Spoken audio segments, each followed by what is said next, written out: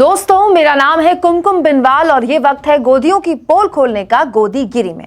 इन गोदियों ने देश के अंदर जो किया सो किया आप जानते हैं, लेकिन अपनी नाक कटवाने के लिए ना अभी अपनी इंटरनेशनल बेइज्जती कराने से बाज नहीं आ रहे हैं। वीडियो में आगे मैं आपको बताऊं कि कैसे यूक्रेन के बाद अब रूस ने भी भारतीय मीडिया को आईना दिखाया। लेकिन खैर ये तो आप जानते ही हैं कि रूस और यूक्रेन के बीच ये जो युद्ध छिड़ा हुआ है इसको लगभग 6 दिन हो गए हैं, ठीक है, और तनाव उससे पहले ही से चल रहा था, मतलब 4-5 दिन, तो करीब 10 दिन से ज्यादा का वक्त बीत गया दोस्तों। लेकिन भारत के टीवी चैनलों में वॉर जोन जारी है, बड़े बड़े अक्षरों में लिखा गया है वॉर जोन, वॉर रूम, मतलब अमेरिका में, रूस में, यूक्रेन में वॉर रूम बने हो ना बने हो, अपने यहाँ के चैनलों में बन गए। अपने यहाँ के एंकरों और वॉर जोन में माइक लिए रिपोर्टरों के पास इतनी पल पल की अपडेट है, ऐसी खुफिया जानकारी है कि अमेरिका की FBI और पेंटागन भी गच्चा खा जाए।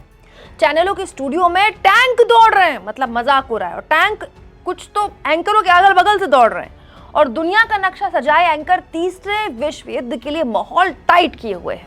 लगे हाथ अमीश देवगन टाइप एंकर दो मुल्कों के बीच की जंग पर महारण में मोदी के गंगा प्रण के नाम पर खुलेआम पार्टी प्रचार में भी उतर आए हैं। आपको याद होगा ये युद्ध शुरू भी नहीं हुआ था, अपने आगे चैनलों ने तीसरा विश्व युद्ध या थर्ड वर्ल्ड वॉर करवाना शुरू कर दिया था। दोस्तों, अब इनका पागलपन इस हद तक बढ़ गया है कि भारत में रूस के एम्बेसी को भारतीय मीडिया को हिदायत देनी पड़ गई।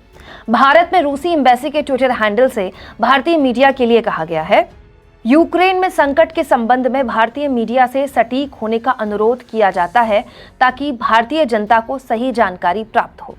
सोचिए आप, रूस भारत की मीडिया से सटीक जानकारी देने को कह रहा है, और अपने यहाँ के एंकर को रूस कब परमाणु हमला करने वाला है ये पता है। मतलब पता नहीं रूस को पता हो ना पता हो, लेकिन अपने यहाँ के एंकर को पता है कि रूस के राष्ट्रपति ने वहां के मिलिट्री जनरल से ये कहा, और मिलिट्री जनरल ने जवाब में रूस के राष्ट्रपति से ये कहा। बाकायदा शब्द भी उनको पता होते हैं। यूक्रेन के उच्चायोग ने इससे पहले भी नसीहत दी थी भारतीय मीडिया को, आपको याद होगा, वो खबर भी हमने आपको दिखाई थी। यहाँ तक कि वहां फंसे हमारे छात्र तक भी कह रहे हैं कि खबर तो सही दिखा लो, प्लीज न्यूज़ में वो दिखाइए जो हकीकत है, वो मत दिखाइए कि जो हकीकत नहीं है।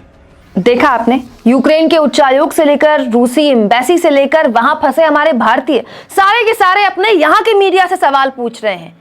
मेरे तो ये समझ नहीं आ रहा है, ये सबसे बड़ी कवरेज के नाम पर 10 दिन से तमाशा किए हुए हैं।